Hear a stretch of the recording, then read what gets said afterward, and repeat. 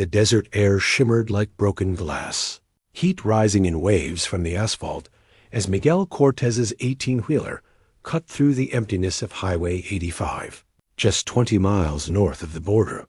His calloused hands, marked by 30 years, behind the wheel, gripped the steering wheel with the casual confidence of a man who had seen it all. Or so he thought until the flash of headlights in his rearview mirror began to blink with alarming insistence. Breaking the hypnotic rhythm of the endless road, the pickup appeared from nowhere, a black shadow against the burnt orange of the setting sun, weaving behind his trailer with the determined precision of a predator. Miguel had heard the stories. Every trucker who ran this route knew the risks, but in 2 decades of crossing this stretch, he'd been lucky until today. The pickup accelerated suddenly, pulling alongside his cab, and Miguel caught a glimpse of the driver, face obscured by a bandana, eyes hidden behind mirrored sunglasses that reflected Miguel's own weathered face back at him. 3 more vehicles materialized from the desert, converging on the rig like wolves. The radio crackled with static, then silence. No signal out here, just as they planned it. Miguel's pulse quickened, but his expression remained unchanged, his breathing steady. They thought they had trapped an ordinary trucker, an easy target, on a desolate stretch of highway where help was hours away. A thin smile crossed Miguel's face as he reached beneath his seat, fingers brushing against cold metal. The lead vehicle swerved sharply, cutting him off, forcing him to slam on the brakes. The massive truck shuddered, tires screaming against the asphalt. 2 men leapt from the pickup, automatic weapons glinting in the dying light. They shouted commands in Spanish, gesturing wildly for him to exit the cab. Miguel watched them through. Narrowed eyes, his mind calculating distances, angles, probabilities. These men had done their homework. They knew the cargo he carried was valuable, knew the schedule, knew the route. But there was one critical piece of information missing from their intelligence. As he slowly raised his hands in apparent surrender, Miguel's thoughts drifted to the satellite phone secured in his boot, and the training that had prepared him for precisely this scenario. The door of his cab swung open, and Miguel made a show of stumbling as he descended, buying precious seconds as he palmed a small device from his pocket. One of the hijackers, a burly man with a jagged scar across his cheek, pressed a pistol against his temple. "You know what we want, driver," he snarled in accented English. "The keys, the manifest, and maybe you live." Miguel's face betrayed nothing as he assessed the 7 armed men surrounding him, noting their positions, their weapons, their level of discipline. Amateurs with guns were dangerous. These men moved with military precision. The leader barked orders to search the truck while keeping his eyes fixed on Miguel. "You picked the wrong cargo, my friend," he said, a cruel smile spreading across his face. A flicker of movement caught Miguel's attention, a signal light blinking faintly on a distant ridge. Exactly where it should be. Exactly when it should be. He allowed a tremor to enter his voice as he replied, "Please." "I'm just the driver," the leader laughed, joined by his men. "Just the driver," he repeated mockingly. "That's why we're here." He leaned closer, his breath hot against Miguel's face. "But you're not just anything, are you, Cortez?" Miguel's eyes widened in genuine surprise. They knew his name. As the realization hit him, he triggered the device in his palm, a silent signal pulsing outward. The trap he had set was now sprung, but he wasn't the prey. They had hijacked a trucker's rig near the border, but they had no idea who was driving. 3 weeks earlier, Miguel sat in Rosie's diner, the worn vinyl booth creaking beneath him as he nursed a cup of black coffee. The place was a fixture for truckers, passing through Tucson-faded decor, reliable food, and waitresses who remembered your order. Morning light streamed through dusty blinds, casting golden stripes across the laminate tabletop where Miguel's logbook lay open. "Same route again this month?" Lucia Mendez slid into the booth across from him, dropping a stack of paperwork between them. In her early 40s with streaks of silver in her dark hair, Lucia had been dispatching for Golden Horizon Logistics for 15 years. If anyone knew the pulse of cross-border shipping, it was her. Miguel nodded, signing the delivery manifest. It's good money. It's dangerous money, Lucia countered, lowering her voice. Jimenez got hit last week. They took everything truck, cargo. He's still in the hospital. Miguel's hand paused over the paper. Cartel? Who else? Fifth hijacking. This year, Lucia pushed a newspaper clipping across the table. They're getting bolder, better organized. Miguel scanned the article, his expression betraying nothing, though his mind catalogued every detail. His weathered face, perpetually tanned from years on the road, remained impassive, a skill he'd perfected long before he ever sat behind the wheel of a semi. Be careful out there, Lucia added, squeezing his forearm with genuine concern. Miguel smiled, his first of the day. Always am. Back in his modest apartment on the outskirts of town, Miguel moved with purpose. The one-bedroom unit appeared unremarkable sparse furnishings, few personal touches. A framed photo on the dresser showed a younger Miguel in desert. Camouflage with 3 other men, arms slung over shoulders, faces half hidden beneath military caps. He paused, touching the frame briefly before continuing to a closet in the bedroom. Inside, past hanging clothes, he pressed a hidden panel. The false wall slid silently, revealing a small room. Unlike the apartment's deliberate simplicity, this space hummed with technology monitors displaying security camera feeds, a weapons case, communication equipment. Miguel entered, closing the panel behind him. He sat at the desk, typing rapidly. Encrypted files opened on the main screen, dossiers on cartel operatives, shipping schedules, border patrol rotations. This wasn't the workspace of a simple long haul. Trucker. His satellite phone buzzed. The number was unlisted. Cortez, he answered. We need to meet, a woman's voice replied. 1 hour. The usual place. The usual place was a neglected public park 3 miles from the Mexican border. Miguel arrived early, sweeping the area with practiced eyes before settling on a bench with clear sight lines in all directions. Agent Diana Reyes of the FBI approached. 15 minutes later, her crisp pantsuit at odds with the dusty surroundings. You're a hard man to reach, she said, sitting beside him without greeting. That's intentional. Miguel kept his gaze on the playground where a single mother watched her children climb faded equipment. What's so urgent? Golden Horizon. We think it's being targeted specifically now. She passed him a thin file. 7 hijackings in 6 months, all carriers contracted through them. Someone's feeding information to the Sinaloa splinter group. Miguel flipped through surveillance photos of trucks being intercepted, cargo unloaded. You suspect an inside job. We know it's an inside job. What we don't know is who. Reyes leaned closer. We need someone on the inside, too. Someone they won't suspect. Miguel closed the file. I'm retired, Diana. No one retires from what you did. You just changed battlefields. Her tone softened slightly. We're not asking you to come back permanently. One job. We need to find out who's coordinating these hijackings. I drive trucks now. Exactly why you're perfect. You already have the cover. She handed him another, thicker file. This is everything we have on El Aguila. He's running the operation. Former Mexican Special Forces.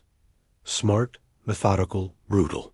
Miguel's jaw tightened almost imperceptibly at the name. He opened the file to a grainy photograph of a man with a hawk-like profile. Something flickered in his eyes' recognition, perhaps. Or something deeper. Just gather intelligence, Reyes continued. We'll set up a shipment they can't resist. You drive, let them take it, Plant our trackers. That's it. And when they realize it's a setup, these aren't amateurs, Diana. That's why we need you. Anyone else would be dead the moment they got. Suspicious. Miguel said nothing, studying the photograph more closely. The cargo will be real, Reyes added. Medical supplies and electronics. Enough value to be believable. We can't risk them detecting dummy cargo. You're using actual relief. Supplies as bait. It wasn't a question. Reyes had the decency to look uncomfortable. Calculated risk. The greater good, don't. Miguel cut her off. I know the speech. The next morning, Miguel was loading his personal truck at a storage facility when Ramen Vasquez pulled up in his own rig.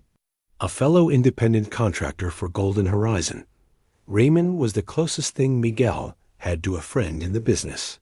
Heard you're taking the border run next week, Raymond said, helping Miguel load a crate without being asked. Thought you were laying low after that business in Nogales. Miguel secured the crate in his pickup. Money's good. Raymond glanced around before lowering his voice. Something you should know. Word is there's a new player watching those routes. Calls himself El Aguila. Miguel's movements slowed fractionally. Just rumors. Not rumors, hermano. My cousin works border patrol. Found 2 drivers last month. No cargo, no trucks. Raymond drew a finger across his throat. They're looking for something specific or someone. That evening, the local news reported another hijacking. The driver, a veteran named Carlos Fuentes, had been executed at the scene. Miguel recognized the name. They'd shared meals at Rosie's Diner many times over the years. Carlos had 3 grandchildren he'd talked about constantly. Miguel stood in his hidden room, Carlos's smiling face on one monitor, El Aguila's grainy photo on another. He picked up his satellite phone. I'm in, he told Reyes when she answered. But we do this my way. Define your way. I control the intel. I set the route, and I bring my own backup. That's not protocol. Then find another driver. His tone left no room for negotiation. A pause. Fine, but anything you learn comes to me first. After hanging up, Miguel opened a hidden safe beneath his desk, removing a worn leather case. Inside lay a military ID so old the lamination was cracking. The name wasn't Miguel Cortez. The face was younger, harder, but unmistakably his.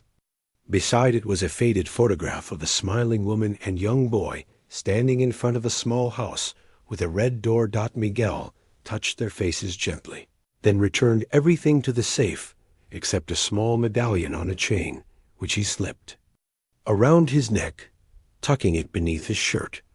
The next day, he met with Lucia to request the border route specifically. Her concern was evident. This doesn't make sense, Miguel. With all these hijackings, I need the money, he interrupted, offering no further explanation. Lucia studied him, years of friendship warring with professional judgment. The manifest says medical supplies for clinics in Nogales. High value. I'll be careful. That's what Carlos said. She pushed the paperwork toward him reluctantly. Whatever you're really doing, Miguel... Just come back alive. As Miguel left the office, he noticed Ramen watching him from across the parking lot, an unreadable expression on his face. Miguel nodded once in acknowledgement. Raymond returned this gesture before turning away. That night, Miguel meticulously planned his route, identifying vulnerable stretches of highway, potential ambush points, emergency alternatives. He modified his truck with hidden compartments, surveillance equipment, and defensive measures that would have raised eyebrows at any regular inspection. In his hidden room, he cleaned a Glock 19 with practiced efficiency, the movement so routine. He barely needed to look at his hands. As he worked, his gaze kept returning to the photo of El Aguila, and then to the family photo on his desk. Soon, he whispered to the empty room. The pieces were in motion. The trap was being set. But as Miguel loaded his go-bag with equipment that no ordinary trucker would possess, one question remained. Who was actually hunting whom? Miguel worked through the night in a rented garage on the outskirts of Tucson, transforming his truck into something far more than it appeared. The standard issue Peterbilt looked unchanged to the casual observer, but beneath its unremarkable exterior, it was becoming a rolling fortress. He installed reinforced panels in the cab doors, not enough to stop a high-caliber round, but sufficient to buy precious seconds. Hidden cameras went into the grille, side mirrors, and rear of the trailer, feeding to a system he could access remotely. GPS trackers were secured in multiple locations, some obvious enough to be found if someone searched, others virtually undetectable. Miguel's phone buzzed with a text from an unknown number. Package delivered. Translation: the FBI had loaded the truck with the bait cargo-legitimate medical supplies bound for clinics across the border, along with electronics that would fetch a high price on the black market. Enough value to attract attention, but not so much as to seem suspicious. He slid beneath the chassis, attaching a custom-built compartment that wouldn't appear on any standard inspection. Inside, he placed emergency supplies, communications equipment, and a compact Heckler and Koch submachine gun with extra magazines. The weapons weren't part of the FBI's plan. They were his insurance policy. As dawn broke, Miguel completed the final modifications, his movements precise and methodical. He'd been awake for 36 hours, but showed no signs of fatigue. This kind of focused preparation was familiar territory muscle memory from another life. His satellite phone rang a different device from his regular cell. The caller ID displayed Reyes. "The cargo's loaded," she said without preamble. "We've included passive trackers in 3 of the medical containers and 5 of the electronics packages." "I've added my own," Miguel replied, wiping grease from his hands. A pause. "That wasn't in the plan. My truck, my rules." He checked his watch. "What about the leak at Golden Horizon?" "Still investigating. Could be someone in dispatch. Could be higher up." Miguel thought of Lucia, her concern seemingly genuine. "Keep me updated." "You'll have minimal backup on this run," Reese continued. "We can't risk spooking them with an obvious presence. 2 agents in plain vehicles will maintain distant surveillance. If you trigger the emergency protocol, response time will be 20 minutes minimum." "I won't need it." Miguel double quotes her tone softened slightly. "This isn't like your previous work. We need El Aguila alive. Intelligence, not elimination." Miguel ended the call without responding. 20 minutes was an eternity in a crisis. He would rely on his own contingencies, not the FBI's promises. He drove the modified truck to Golden Horizon's loading dock, arriving just after noon. The facility was busy with the usual activity: forklifts moving pallets, drivers checking manifests, dispatchers coordinating departures.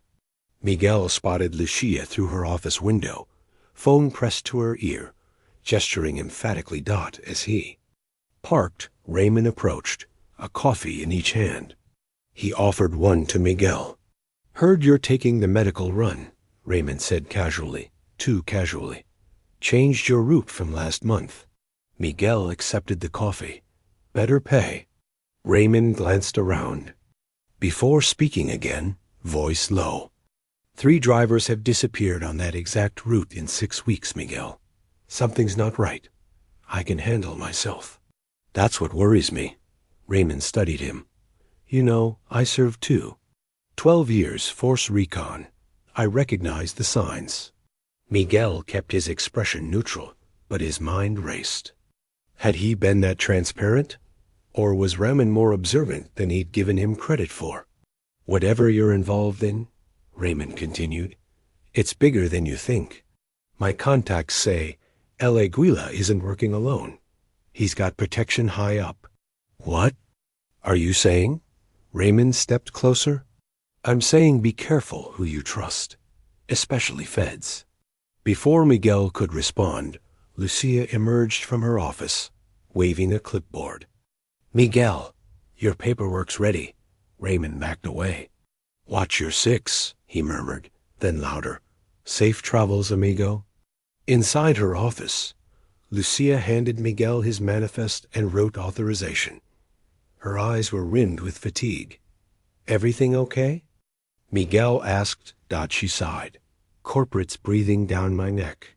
Unexpected inspections, auditing shipment logs. They think someone's leaking information about valuable cargo. Miguel kept his face impassive. Are they right? I don't know. But after Carlos ... double quotes, she trailed off. Just be extra careful. Take alternative routes when you can. Vary your rest stops.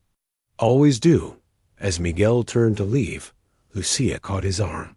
Miguel, She stopped, seeming to reconsider her words. Nothing. Just come back in one piece. The loading process went smoothly. Miguel supervised the placement of each container, mentally mapping their contents against the manifest.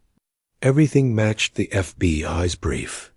As the final pallets were secured, he performed a thorough pre-trip inspection, checking tire pressure, fluid levels, and lights with meticulous attention. From across the lot, he spotted a dark sedan with 2 occupants raise his surveillance team. No doubt. Too obvious. If he could spot them, so could anyone else watching. And someone was definitely watching. Miguel had felt eyes on him since arriving at the facility. Nothing concrete, just the familiar prickle at the base of his neck that had saved his life more than once in his previous career. He pulled out his regular phone and sent a text to a number saved under mechanic. Oil change complete. Might need additional service later. It was a pre-arranged signal to his personal backup former teammates who operated outside official channels. They would shadow him at a distance, ready to intervene if everything went sideways. As Miguel climbed into his cab, he noticed Raman speaking with a security guard near the facility entrance. Their body language was tense, conspiratorial. Raymond caught his eye briefly before turning away. Another crack in the plan. Too many unknowns, too many potential leaks. Miguel started the engine, feeling the familiar rumble beneath him. The mission parameters were already shifting, the carefully constructed scenario developing flaws. He pulled out of the loading bay, joining the flow of traffic heading south. In his mirrors, he caught a glimpse of the dark sedan pulling out to follow at a discreet distance. Somewhere behind them, he knew his own people were also moving into position. Miguel's hand drifted to the medallion beneath his shirt. The trap was set, but he was no longer certain who was the hunter and who was the prey. One thing was becoming increasingly clear. The plan had developed its first serious crack, and it was about to split wide open. Highway 19 stretched before Miguel like a ribbon of black asphalt, shimmering under the Arizona sun. 4 hours into his journey, the Sonoran Desert spread around him in a vast panorama of ochre and sage. The radio played low a Spanish-language station, fading in and out of static. To all appearances, he was just another trucker making the run to Nogales. Miguel maintained a precise 5 miles over the speed limit, fast enough to blend with traffic, slow enough to avoid unwanted attention. His gaze constantly swept between the road ahead and his mirrors, tracking vehicles that lingered too long behind him. The FBI sedan had fallen back, maintaining visual contact from nearly a mile behind useless if trouble started, but that was by design. This early in the journey, Miguel didn't expect action. The real danger zone lay ahead, in the 20-mile stretch before the border where cellular coverage thinned and highway patrol presence dwindled. At a checkpoint outside Tucson, a border patrol agent approached his window. Miguel handed over his paperwork with the practiced ease of someone who'd done this hundreds of times. Miguel Cortez, the agent read from his commercial license. Golden Horizon Logistics. The man's eyes lingered a beat too long on Miguel's face. What are you carrying today? Medical supplies for clinics in Nogales. Some computer equipment, too.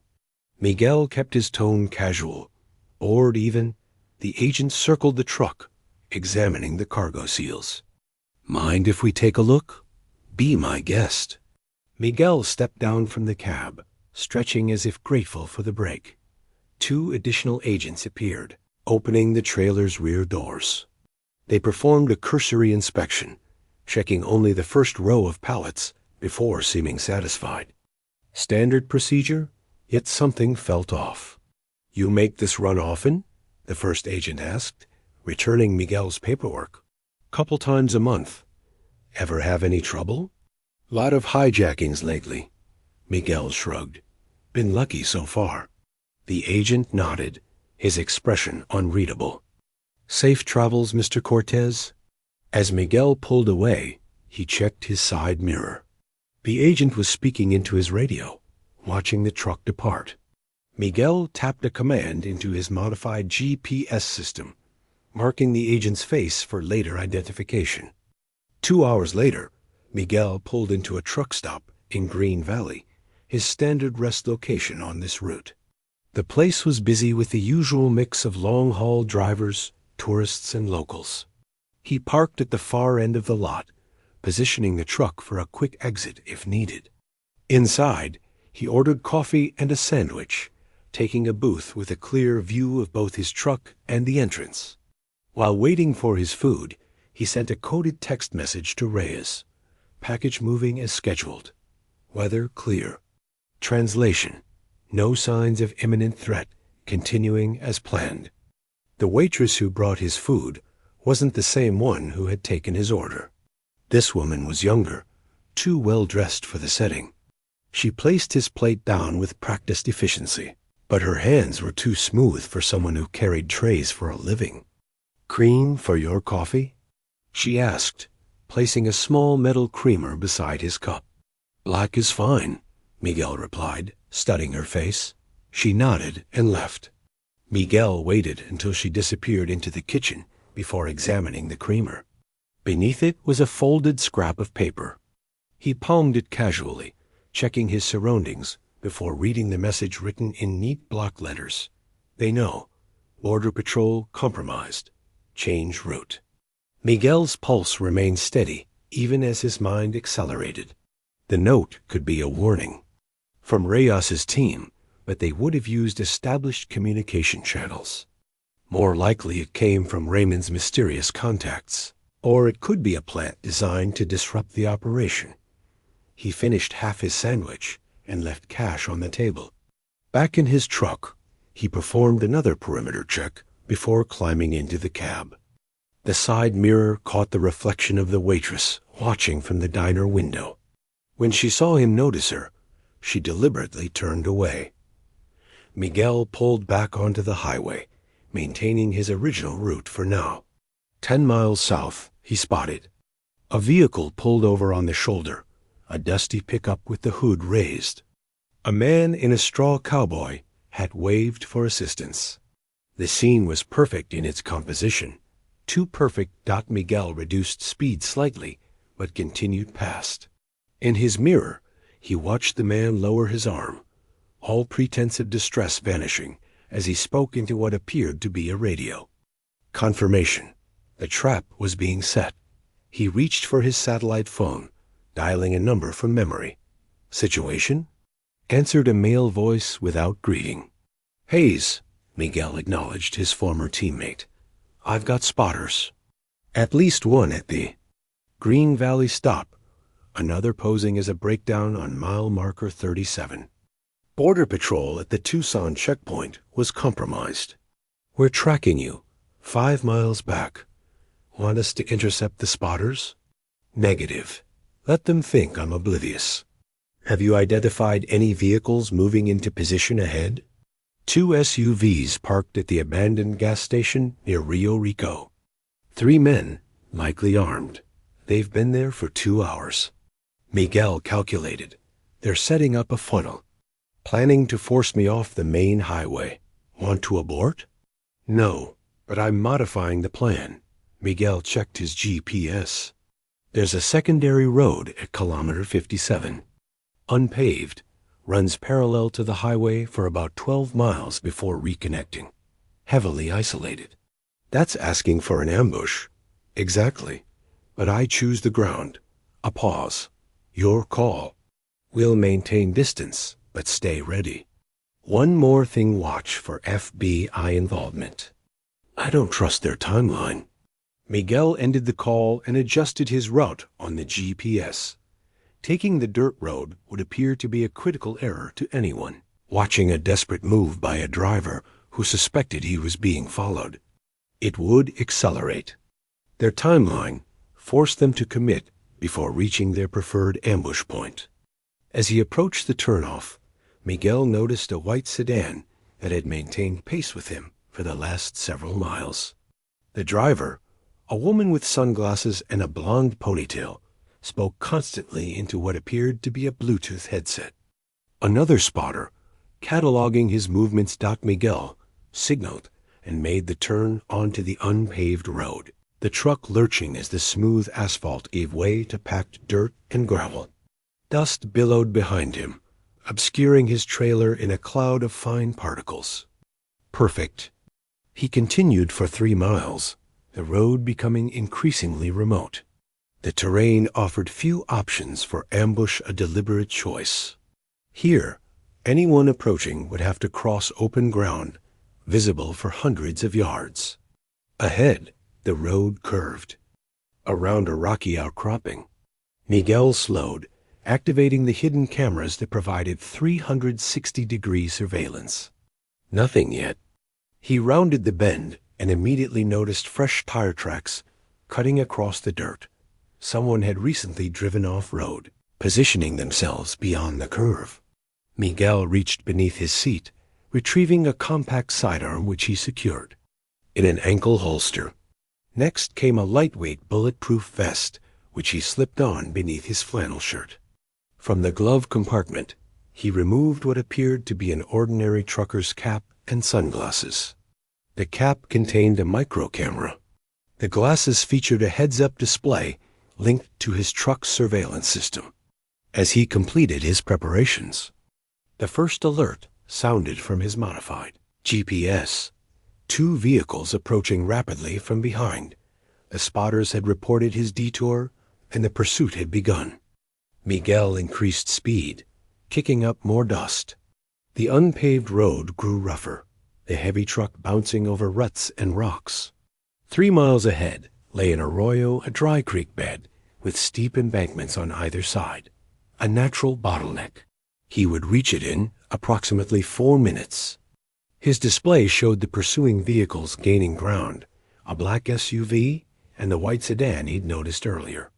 Behind them, at a greater distance, came another vehicle, likely the FBI surveillance team, finally abandoning their passive posture. Miguel activated his satellite phone again. Hayes, they've committed. 2 vehicles in pursuit, moving toward the arroyo at kilometer 52. I'll reach it in 3 minutes. We see them. There's also activity ahead, thermal signatures in the arroyo. At least 4 individuals. Perfect. Stay back until I give the signal. These aren't ordinary hijackers, Miguel. Their movement patterns are military. I'm counting. On it. Miguel ended the call and checked his mirrors. The lead SUV had closed to within 100 yards, dust billowing from its tires. Through his enhanced rear camera, he could make out 3 occupants, all wearing tactical gear. No attempt at disguise now. The arroyo appeared ahead, a jagged cut in the earth about 30 feet wide. The road descended sharply before crossing a concrete culvert, then climbed the opposite bank. Miguel reduced speed, making a show of caution as he navigated the decline. As the truck bottomed out at the crossing, his tactical display lit up with multiple warnings. 4 armed figures emerged from concealed positions on the far embankment, weapons raised. Simultaneously, the pursuing vehicles closed in from behind, effectively boxing him in. Miguel stopped the truck, raising his hands visibly as a man approached. His door, military posture, weapon handling that suggested formal training. This was no ordinary cartel muscle. Step out of the vehicle. The man shouted in Spanish, then switched to English. Hands where I can see them, Miguel complied, opening the door slowly. His hands remained raised as he descended from the cab, mentally mapping the positions of all 7 hostiles now surrounding him. Miguel Cortez, said the leader, a tall man with a jagged scar across his left cheek. You chose a strange route today. Road work on the highway, Miguel replied, affecting nervousness. GPS suggested this alternate route. The man smiled, revealing a gold tooth. Do you know who we are? Please, Miguel said, allowing his voice to tremble slightly. I'm just a driver. Take the truck. Take everything. Oh, we will. The leader gestured, and 2 of his men moved toward the trailer. But first, you will tell us if you're traveling alone. Miguel nodded quickly. Yes, just me. The leader studied his face for a long moment. Search him, he ordered. One of. The men patted Miguel down, finding the ankle holster. He's armed, the man announced, removing the pistol. The leader's expression hardened. Just a driver, yes? With a hidden gun? He stepped closer. What else are you hiding, Miguel Cortez? Before Miguel could respond, one of the men inspecting the trailer called out, Hey, Faye. The seals are intact, but something's not right. The weight distribution is off. The leader kept his eyes on Miguel. Check everything. Every container. As the men began a thorough search of the cargo, the leader circled Miguel slowly. You know, we've been watching Golden Horizon shipments for months. Very interesting patterns. Very interesting drivers. He stopped directly in front of Miguel. But you're new on this route. Miguel maintained his frightened facade. I go where they send me. And they sent you here, with this particular cargo, on this particular day. The leader smiled again. Very convenient. From the trailer came another shout. Found something. Tracking devices in the medical containers. The leader's smile vanished. He raised his pistol, pressing it against Miguel's forehead. Who are you working for? FBI. This was the critical moment, the point where Miguel needed to appear to break. He let his knees buckle slightly, his breathing becoming ragged. Please, I didn't know. They just paid me extra to take this route. Who paid you? A woman. Said she was from the shipping company. Gave me $5,000 to follow a special procedure. Miguel was feeding them just enough truth to make the lie convincing. The leader lowered his gun slightly. What procedure? Take this route. Stop if anyone approached. Don't resist. Miguel swallowed visibly. They said it was a security test, that nothing would really happen. The leader laughed, a harsh sound without humor. You've been set up, driver. Used as bait. He turned to his men. Secure him. We're taking everything, the truck, the cargo, and our friend here. L.A. Gila will want to ask him some questions personally. As they bound his wrists with zip ties, Miguel kept his head down, hiding the faint smile that crossed his lips. Phase 1 complete. He was being taken directly to L.A. Gila, exactly as planned. The tracker in his boot remained undetected, as did the subdermal transmitter beneath the skin of his left shoulder technology, not available to law enforcement, but standard for his former unit. They loaded him into the back of the SUV, placing a hood over his head. As the vehicle began to move, Miguel focused on counting turns, estimating speed and directional habits from a different life. Beneath the hood, his expression remained impassive, but his mind was already mapping the next phase. The real operation was just beginning. Darkness. The hood smelled of sweat and gasoline. Miguel breathed evenly, focusing on the vehicle's movements. 15 minutes on unpaved roads. A sharp right turn onto asphalt. Then 30 minutes at highway speed. Another turn, this time left, followed by a gradual ascent. The air growing cooler, suggesting higher elevation. The SUV slowed, tires crunching on gravel. Multiple vehicles idling nearby. Men's voices, speaking rapid Spanish with northern Mexican accents. Orders being given. The slam of car doors. Rough hands pulled Miguel from the vehicle. Still hooded, he was marched forward, counting steps. 19 paces, then 3 steps up a porch or entryway. A door opened. The air changed cooler, scented with tobacco and cooking oil. Inside a building. Down a hallway. Right turn, 13 more steps. Another door.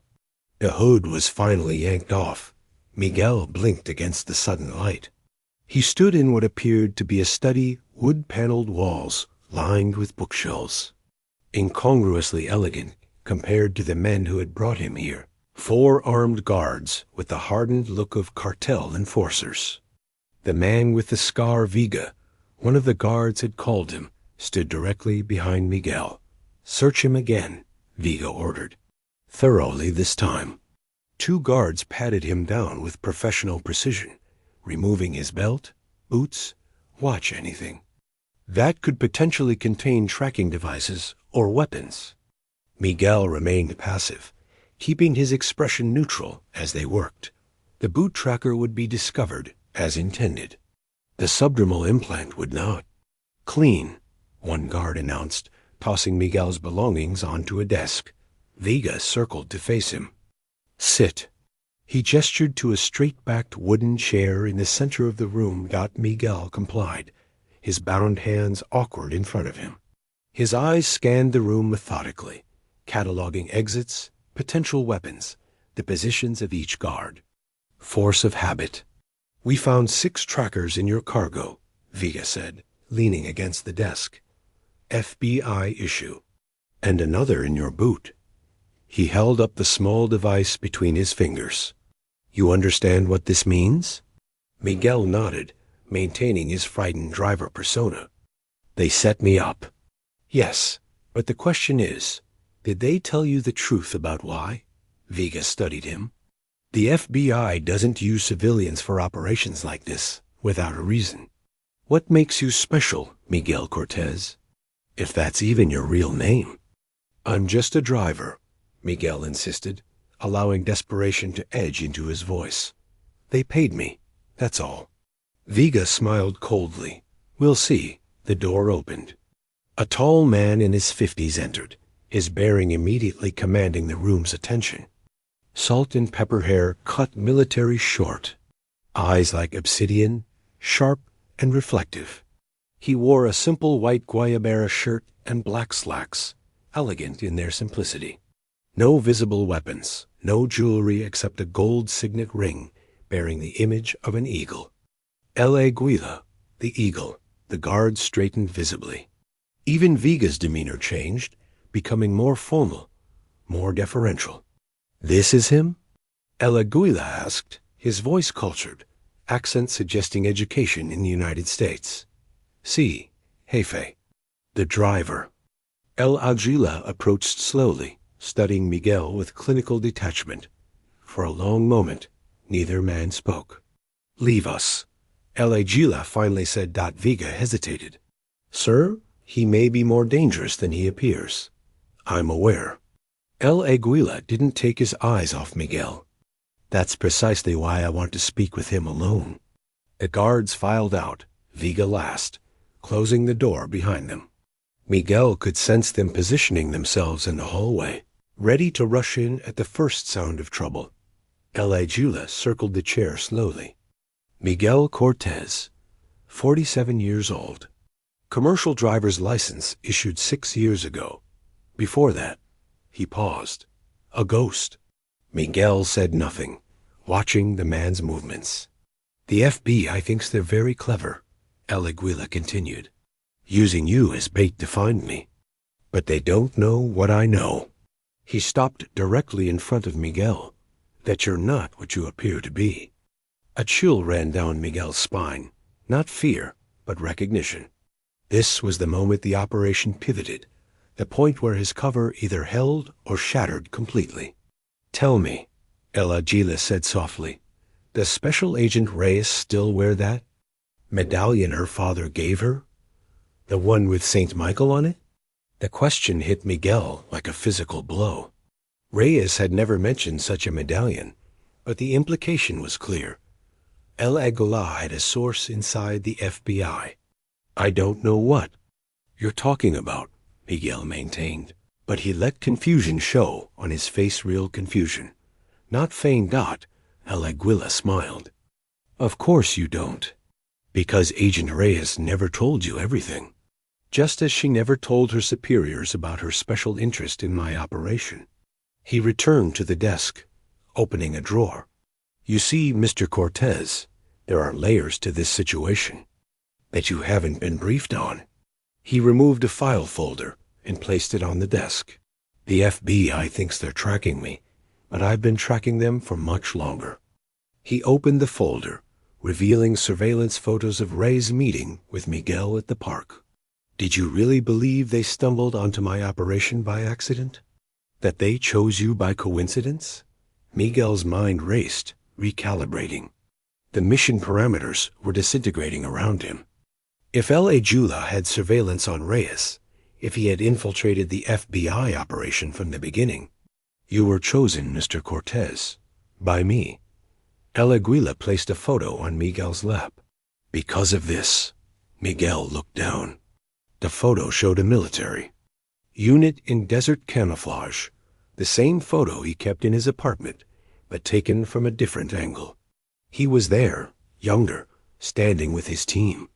And at the edge of the frame, partially visible, was El Aguila, wearing a Mexican Special Forces uniform. You remember now, don't you? El Aguila asked softly. Operation Serpent's Head, Sinaloa, 2006. The memory crashed through Miguel's carefully constructed defenses. A joint operation between U.S. and Mexican Special Forces. A high-value target. An ambush. Half his team killed. That wasn't my name then, of course, El Aguila continued. Just as Miguel Cortez isn't your real name. Miguel's face betrayed nothing, but internally everything had changed. This wasn't just about cartel hijackings anymore. This was personal, a connection he hadn't anticipated, hadn't prepared for.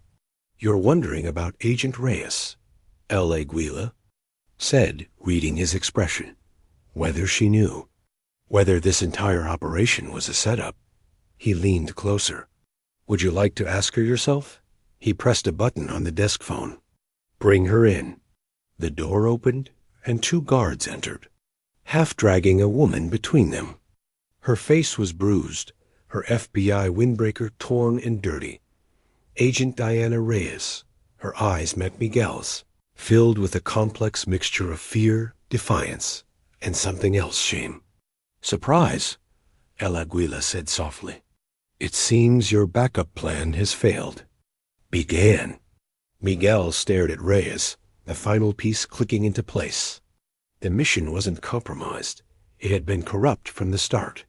The FBI hadn't set a trap for El Aguila. They had set a trap for him. I didn't have a choice, Reyes said, her voice hoarse. A bruise darkened her left cheekbone, and dried blood crusted at the corner of her mouth. They have my sister. Miguel kept his expression neutral, but his mind worked furiously, reassessing everything. The compromised border patrol, the FBI's insistence on minimal backup, the suspiciously smooth approval of his unorthodox demands. It all made sense now. An old story, El Aguila commented, circling Reyes like a predator. Family leverage. Very effective, very predictable. He turned back to Miguel. But you have no family left to threaten, do you? That makes you dangerous. and valuable. Miguel remained silent, watching. The remark about his family was a knife twisted in an old wound, but he gave no indication it had landed. El Aguila smiled thinly. Nothing to say?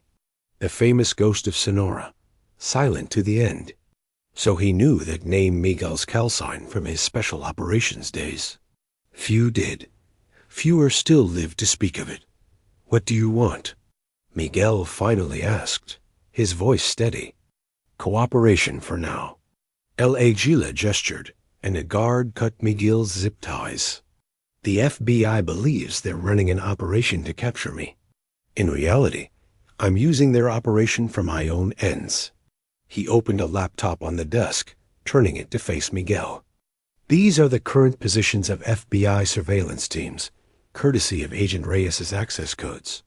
The screen showed a satellite map with multiple moving indicators vehicles positioned around what appeared to be their current location, a compound nestled in the foothills. What you're seeing is the FBI preparing to raid this location in approximately 2 hours, El Aguila continued. They believe they're about to capture me and rescue you. And Agent Reyes. What they'll actually find is a minor stash house with a few expendable soldiers. While you're long gone, Miguel finished, rubbing his wrists. Precisely, with the real prize. El Aguila tapped another key, and the screen changed to show a manifest, the actual contents of Miguel's truck, far different from what he'd been told. The medical supplies were real enough, the electronics too. But hidden within those containers is something far more valuable. Miguel studied the manifest. Specialized communications equipment, prototype weapon systems, military-grade encryption modules, all listed as electronics components on the FBI's documentation. Defense contractors use commercial shipping all the time, El Aguila explained. Hiding in plain sight, mixed with ordinary cargo. The FBI has been unwittingly helping me identify and target these shipments for months. And today's shipment? Miguel asked. Special. Worth every bit of this elaborate operation. El Aguila's eyes gleamed. Prototype guidance systems for next-generation drones. Military applications, obviously, but the real value is on the international market. Certain governments would pay astronomical sums. Miguel absorbed this information, fitting it into his rapidly evolving understanding of the situation. And my role in all this? Initially, you were simply bait. The FBI chose you because of your driving record and your apparent lack of connections. El Aguila smiled coldly. But when I realized who you really were, well, that opened new possibilities. He approached Miguel, stopping just out of striking distance. A soldier's instinct. The ghost of Sonora. A man who single-handedly extracted his team from that ambush in Sinaloa. The operative so effective that both American and Mexican intelligence services disavowed all knowledge of his activities. Ancient history, Miguel said flatly. Is it? El Aguila gestured toward Reyes. Ask her who really selected you for this operation. Ask her why the FBI was so interested in a washed-up special operator driving trucks across the border. Miguel turned to Reyes, who couldn't meet his eyes. They know who you are, she whispered. They've always known. This wasn't just about the hijackings. It was about you. Confirmation at last, El Aguila said softly. The FBI has been hunting you for years. The ghost who went rogue after his family was killed. The operative who turned his skills against the cartels in an unsanctioned vendetta. Miguel's jaw tightened imperceptibly. He'd been careful. Changed identities. Covered his tracks. But apparently not carefully enough. So this was never about capturing you, Miguel said, addressing El Aguila. It was about capturing me. 2 birds, 1 stone. El Aguila spread his hands. The FBI gets their vigilante. I get my shipment. Agent Reyes gets her sister back. Everyone wins. His smile hardened. Except you, of course. Miguel nodded slowly, pieces falling into place. And the other hijackings? The drivers who were killed. Necessary background. Establishing a pattern to make this operation believable. El Aguila shrugged. Collateral damage. Miguel thought of Carlos Fuentes, the grandfather who would never return home. Collateral damage. The familiar cold anger stirred within him, a sensation he hadn't allowed himself to feel in years. You have a decision to make, El Aguila continued. I could kill you now, of course. But men with our training, our experience, were becoming rare, especially men with nothing left to lose. He leaned against the desk. Work with me. Your skills, my organization. We could accomplish much together. And if I refuse? El Aguila sighed. Then you die here. Your body will be found when the FBI raids this location.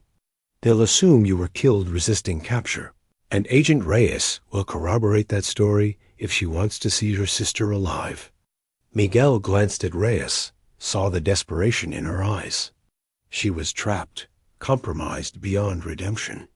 But there was something else there, too, a flicker of determination. She gave an almost imperceptible nod toward her torn jacket. I need time to consider, Miguel said, turning back to El Aguila. You have 30 minutes. After that, we move out with or without you.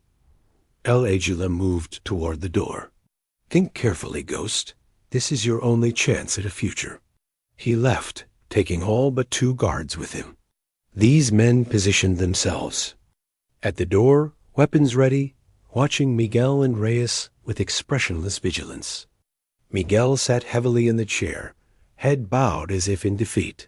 In reality, his mind raced, calculating options, formulating plans. He'd prepared for many contingencies, but not this specific scenario. Not a complete inversion of the mission parameters. His subdermal tracker was still transmitting. Hayes and his team would be monitoring, perhaps already moving into position based on his prolonged stationary status. But they would be expecting a straightforward extraction, not the complex situation that had developed. I'm sorry, Reyes whispered, barely audible. Maria, my sister. They took her 3 months ago. Miguel didn't respond directly. Instead, he asked, Your jacket? What were you signaling? Reyes glanced nervously at the guards before whispering, Inside pocket. They missed it during the search. Miguel nodded almost imperceptibly. He needed to get closer to her, to retrieve whatever she was indicating. But first, he needed to neutralize the guards. He slumped further in his chair, letting out a groan. Need bathroom, he muttered, clutching his stomach. The guards exchanged glances. One spoke into his radio, presumably checking for instructions. After a moment, he nodded to his companion. Make it quick, the second guard said in Spanish, moving forward to escort Miguel. Miguel stumbled to his feet, appearing weak and disoriented. As the guard reached for his arm, Miguel collapsed against him. The move seemed accidental, but it allowed him to slip the man's backup weapon, a small pistol tucked at the ankle from its holster. Stand up, the guard ordered. Shoving Miguel upright, Miguel concealed the pistol against his forearm as he straightened. Sorry, he mumbled, not feeling well. The guard steered him toward a door in the corner of the room. As they reached it, Miguel struck a precise blow to the throat that left the man gasping, followed by a sweeping leg lock that took him to the ground. A second guard raised his weapon, but Miguel was already moving, using the first guard's body as a shield while bringing the stolen pistol to bear. 2 shots, perfectly placed. The second guard crumpled without a sound. Miguel moved swiftly to Reyes, checking the first guard for zip ties or restraints. Finding none, he improvised, using the man's belt to bind his hands. Inside pocket, Reyes urged, turning to give Miguel access to her jacket. He reached in and withdrew a small device, a specialized key fob with a single button. Emergency beacon, Reyes explained. Direct line to my handler. Not the task force, not the compromised chain of command. My real handler at FBI headquarters. How do I know this isn't another trap? Miguel demanded. You don't. Reyes met his gaze steadily. But right now, it's the only chance either of us has. Miguel weighed the device in his palm. Trust was a luxury he couldn't afford, but options were limited. He made his decision. I'm activating it, he said. But you're staying here when I leave. What? No. Reyes tried to stand. He'll kill me. The FBI will be here in less than 2 hours. You said so yourself. Miguel checked the fallen guards for additional weapons and ammunition. If you come with me, you'll compromise my movement. And I still don't fully trust you. Before she could protest further, he pressed the button on the beacon. A small light. Blinked once, then went steady. It's done, he said. Now tell me everything you know about the compound layout. Recognizing the futility of argument, Reyes provided a quick briefing. The building was a former hunting lodge, 2 stories with multiple exits. Approximately 20 men on site, most positioned as perimeter security. El Aguila would be preparing to move the cargo to a private airstrip 5 miles east. What about your sister? Miguel asked, checking the corridor through a crack in the door. She's not here. They keep her somewhere in Mexico. I get proof of life videos. Reyes' voice cracked. I never meant for any of this to happen. Miguel turned back to her. The drivers who died, that's on you too. She flinched, but didn't deny it. I was feeding information. Limited at first, then more as they escalated the threats against Maria. And me? Why target me specifically? That wasn't my idea. El Aguila insisted. When your name came up in the driver database, he became fixated. I don't know why. Miguel suspected she was lying about that, but there was no time to press the issue. He secured the door with a chair wedged under the handle, a temporary measure. At best, stay here. When the FBI arrives, tell them everything. He checked the pistol's magazine, 6 rounds remaining. And Reyes, if you're playing both sides, I will find out. And I will find you. The threat hung in the air between them as Miguel moved to the window, assessing it as a potential exit. Too small, and a 15-foot drop to rocky ground below. Not viable, his best option was through the building, utilizing surprise and confusion. El Aguila would be focused on moving the cargo, not expecting resistance from his supposedly contained prisoner. Miguel retrieved his boots and watch from the desk, but left the compromised tracker behind. He needed El Aguila to believe he was still in the study, at least for a few more minutes. He sent a coded text message to Hayes using a method they'd established years ago, a series of numbers that appeared to be a random verification code, but actually communicated his status and intent. The response came seconds later. Teams repositioning. Extraction in 15 at South Fence Line. Miguel deleted the message and pocketed the phone. 15 minutes to navigate the compound, neutralize El Aguila, and secure the cargo. Tight but doable. He opened the door cautiously, checking the corridor. Clear for the moment. According to Reyes' information, El Aguila would be in the PN. Attached garage, overseeing the transfer of cargo from Miguel's hijacked truck to vehicles more suitable for the rough terrain to the airstrip. Moving silently, Miguel proceeded down the hallway, all senses heightened. At the first intersection, he encountered a guard making rounds. The man had barely registered surprise before Miguel struck, a precise attack that rendered him unconscious without a sound. Miguel appropriated his radio and assault rifle, now. Better armed for what was to come, the radio crackled with Spanish chatter routine status updates, but with an undertone of urgency. They were accelerating their timeline. Something had made El Aguila nervous. Miguel continued through the building, using service corridors and blind spots in the security setup that his trained eye easily identified. He encountered 2 more. guards neutralizing both efficiently. The compound was well staffed, but poorly designed from a defensive standpoint. Too many approaches, too few men to cover them all. He reached a position overlooking the garage through a ventilation grate. Below, he could see his truck backed up to a loading dock. Men worked quickly, transferring specific containers to 3 waiting SUVs. Hijacked supervised, occasionally checking his watch. Miguel assessed the situation. 12 men in the garage, all armed. Hijacked positioned near the center, partially protected by stacked cargo. Multiple exits, harsh lighting creating sharp shadows. Difficult odds, but not impossible. What he needed was a distraction. He retreated to a maintenance closet. He'd passed earlier, quickly assembling an improvised device from cleaning chemicals and a radio. Not powerful enough to cause serious damage, but sufficient to create confusion. Returning to his observation point, Miguel placed the device in the ventilation shaft and set the timer for 60 seconds. He then moved to a service entrance at the far end of the garage, positioning himself for entry. The explosion, when it came, was more smoke than force-billowing clouds of caustic vapor pouring through the ventilation system into the garage.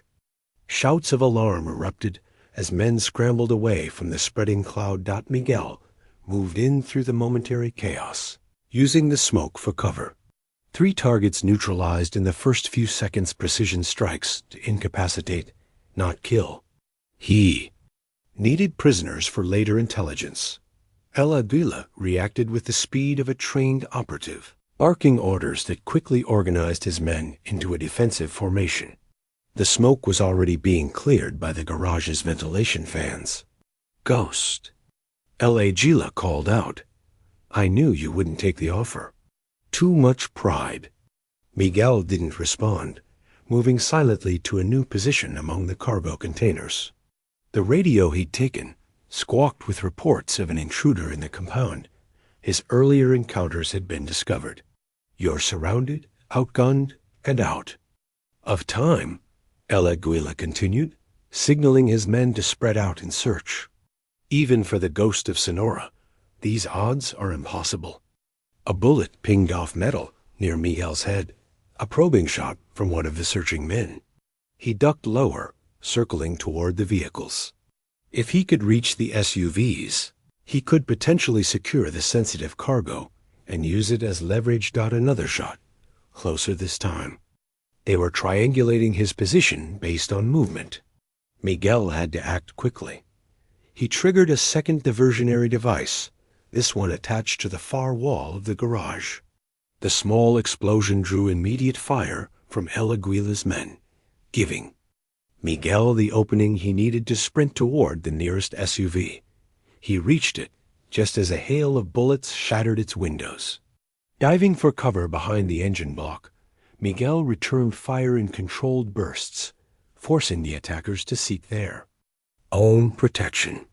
"The cargo is already lost to you," Hijacked called out, his voice echoing in the cavernous space.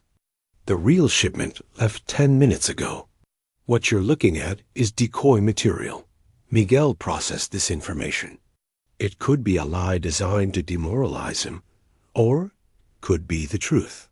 Either way, his priority remained the same: neutralize. Hijacked. A new sound cut through the gunfire helicopter rotors. Either FBI reinforcements arriving early, or Hijack's extraction vehicle. Either way, the timeline had accelerated dramatically.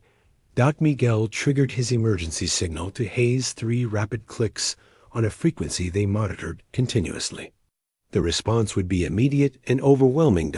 As if on cue, multiple explosions rocked the perimeter of the compound. Hayes and his team had arrived, creating their own distractions to divide the defenders' attention. Hijacked recognized the shift immediately. "All units to defensive positions." He barked into his radio. "Prepare for immediate extraction." The garage doors began to rise, revealing an unmarked helicopter touching down in the courtyard beyond. L.A. Gila moved toward it, covered by his remaining men. Miguel had seconds to act. He burst from cover, firing precisely to disable, and kill the guards in his path. One fell with a leg wound, another clutching his shoulder. The third managed to get off a shot that grazed Miguel's arm before a return round found his knee. L.A. Gila turned at the commotion, raising his own weapon, a compact submachine gun, pulled from beneath his guayabera. Their eyes met across 30 feet of open concrete. It was always going to end this way, El Aguila said, almost regretfully. From the moment I recognized you. You killed those drivers, Miguel replied, his voice deadly calm. Innocent men, casualties of war, just like your family. The words were calculated to provoke, to make Miguel careless. Instead, they focused him, crystallizing his resolve. Both men fired simultaneously. Miguel dove right as bullets tore through the space he'd occupied a split second before. His own shots were more accurate, catching L.A. Gila in the shoulder and side. The cartel leader staggered, but remained standing, retreating toward the helicopter. Blood darkened his white shirt, but his movements remained controlled, the discipline of a trained soldier overriding pain. Miguel pursued, reloading as he moved. Outside, the sounds of battle intensified Hayes and his team engaging the compound's defenders in a coordinated assault. The helicopter pilot, seeing his wounded passenger, began to lift off even before El Aguila was fully aboard. Miguel reached the edge of the landing zone as the aircraft rose. El Aguila, hanging half inside the cabin door, his face a mask of pain and fury. Their eyes locked one final time. El Aguila raised his weapon for a last desperate shot. Miguel was faster. 3 rounds in rapid succession, textbook center mass. El Aguila jerked backward, his gun tumbling from lifeless fingers to the concrete below. The helicopter banked sharply, accelerating away with its dead passenger. Miguel let it go. The pilot was a hired hand, not a priority target. And El Aguila's body would provide confirmation of the operation's outcome. Miguel turned back to the garage as Hayes and 2 other operatives entered from the far side, sweeping the area with professional efficiency. Compound secure, Hayes reported, approaching Miguel. 3 prisoners, multiple casualties. FBI response teams 8 minutes out. He eyed Miguel's bleeding arm. You hit? Graze. The shipment? If it was in that chopper, it's gone. Miguel shook his head, moving toward his truck. El Aguila said the real cargo moved out earlier. This was all decoy material. They searched the remaining containers quickly, confirming El Aguila's claim. The sensitive technology had indeed been removed, likely transferred to another vehicle before Miguel had even arrived at the compound. We need to move, Hayes urged. FB, I will have questions we don't want to answer. Miguel nodded, his mind already shifting to the next phase. Agent Reyes is in the study, East Wing. She stays for the FBI. Her beacon brought them here. And the missing cargo? Miguel picked up El Aguila's fallen weapon, checking it before slinging it over his shoulder. I planted a secondary tracker in my boot heel. The one they found was a decoy. Hayes smiled grimly. Always a backup plan. Always. Miguel looked toward the direction the helicopter had fled. We're not done yet. As they moved toward their extraction point, Miguel felt the familiar cold focus settling over him. El Aguila was eliminated, but the operation was incomplete.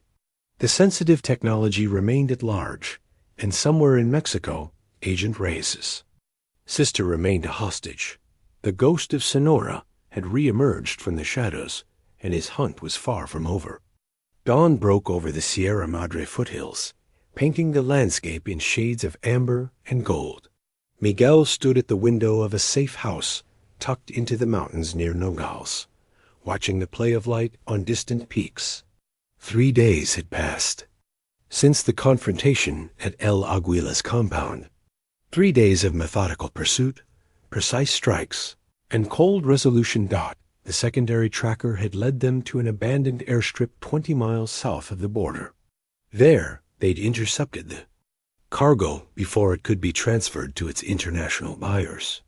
The prototype guidance systems were now secured in a diplomatic pouch en route to Washington, accompanied by Hayes, who had connections in intelligence circles that could ensure the technology reached the right hands without awkward questions. About its recovery, Miguel's arm was properly bandaged now, the graze wound already beginning to heal. A small price to pay for the operation's outcome. Behind him, a woman sat at a rough wooden table, hands wrapped around a steaming mug of coffee. Maria Reyes, Diana's sister, had been held at a cartel safehouse near Hermosillo, with El Aguila dead and his organization in disarray. Miguel had been able to extract her with minimal resistance. She was thin, her eyes shadowed by months of captivity, but physically unharmed. "What happens now?" she asked, her voice still rough from disuse. Miguel turned from the window. "A team will transport you to a secure location north of the border. From there, you'll be reunited with your sister. And then? Witness protection. Most likely. Your sister exposed a significant corruption network within federal law enforcement. There will be consequences, investigations." Maria nodded slowly. "And you? What happens to you?" Miguel didn't answer immediately. It was a question he'd been considering himself. The identity of Miguel Cortez was compromised beyond salvage. The quiet life he'd built as a trucker was gone. The ghost had re-emerged, and there would be those who would hunt him for it, both cartel remnants and certain government agencies who preferred their former operatives to remain quietly retired. "I disappear," he said finally. "Start over. Again." She added perceptively. Miguel's mouth tightened in what might have been a smile. "Again." A vehicle approached outside, the distinctive rumble of a government SUV navigating the rough mountain road. Maria tensed, but Miguel remained calm. "Your escort," he explained. "Right on time." He helped her gather the few belongings they'd acquired. For her during the extraction: clothes, toiletries, a burner phone. As they stepped onto the porch, the vehicle came into view, dust billowing behind it. "Thank you," Maria said quietly. "Diana told me. She told me what they made her do. The drivers who died because of information she provided." Miguel kept his expression neutral. She was compromised. It happens. That doesn't excuse it. Maria's eyes, so similar to her sister's, held a directness that Diana's had lacked. "Will you ever forgive her?" "Forgiveness isn't my business," Miguel replied. "Justice is." The SUV pulled up, and two operatives emerged, a man and woman in nondescript clothing that nonetheless marked them as government agents to Miguel's experience. "I, Ms. Reyes," the woman called. "We're here to transport you." Miguel escorted Maria to the vehicle, maintaining a professional distance. This was the end of his involvement, a clean handoff. No attachments, no complications. Yet, as she turned to say goodbye, he found himself speaking. "Your sister made choices under duress. Remember that before you judge her too harshly." Maria studied him with surprising insight. "You lost someone, didn't you? That's why you do this." Miguel didn't confirm or deny, but something in his expression must have answered for him. "I hope you find peace someday," she said softly, then climbed into the waiting vehicle. Miguel watched them drive away, standing motionless until the dust settled and silence reclaimed the mountain. Peace was a luxury he'd stopped seeking long ago. Purpose was enough. He returned inside to gather his own equipment. The safe house would be abandoned within the hour, all traces of his presence meticulously removed. Standard protocol for a ghost. His satellite phone buzzed with an encrypted message from Hayes. Package delivered. Inquiries beginning. Recommend extended absence. Miguel acknowledged with a single-character response. Hayes would understand. Their partnership had always operated on minimal communication and maximum trust. As he packed, Miguel's thoughts turned to loose ends. Raymond, the fellow trucker who had warned him about El Aguila. Had he been part of the operation, or merely an unwitting source of information? Lucia at the dispatch office, with her genuine concern. Would she wonder what had happened to Miguel Cortez when he failed to return from his route? These were attachments he shouldn't have formed, connections that complicated clean exits. Yet he found himself reluctant to sever them completely. Decision made, he placed a call to a secure line. "I need a package delivered," he told the anonymous operator who answered. Personal effects. Low priority. 2 days later, Lucia Mendez arrived at her small apartment after a long shift at Golden Horizon Logistics. The company was in turmoil. FBI investigations, executives arrested, drivers being questioned about potential cargo thefts and hijackings. She had spent hours with federal agents, answering the same questions repeatedly. As she climbed the stairs to her second-floor unit, she noticed a small package leaning against her door. No postmark, no return address, just her name written in a familiar hand. Inside her apartment, she opened it carefully. A brief note lay atop tissue paper. "Thank you for your concern." It was genuine in a world of deception. Beneath the note lay a trucker's cap worn, with a Golden Horizon logo and a small medallion on a chain. Saint Christopher, patron saint of travelers. Lucia held the medallion in her palm, understanding the message without needing it spelled out. Miguel Cortez was gone, but he had considered her worth a goodbye. At the same time, 1,500 miles away, Raymond Vasquez received a text message on a phone he kept separate from his personal device. The message contained only GPS coordinates and a time. His former commanding officer needed extraction. Another ghost from his military past calling in a marker. In Washington, Diana Reyes sat in a sterile debriefing room, recounting her involvement with El Aguila's organization for the 5th consecutive day. Her career was over, but her sister was safe. It was a trade she would make again without hesitation. And somewhere on an unmarked road, a man who was no longer Miguel Cortez drove a different truck with different plates and different cargo. His destination wasn't on any manifest, his identity, not logged in any database. The medallion that had once hung around his neck now belonged to someone else, a final severance from a cover identity that had, against all operational protocols, begun to feel like more than just a disguised. As the highway stretched before him, a news report on the radio mentioned the disruption of a major cartel operation near the border. No names were given, no details provided. Just another anonymous victory in an endless shadow war. The man who had been Miguel Cortez allowed himself a brief, grim smile. Then he reached forward and changed the station to music, letting the miles roll away beneath his wheels. The past receded in his mirrors like the dust of the desert roads. The ghost of Sonora continued his journey, vanishing once more into the vast American landscape.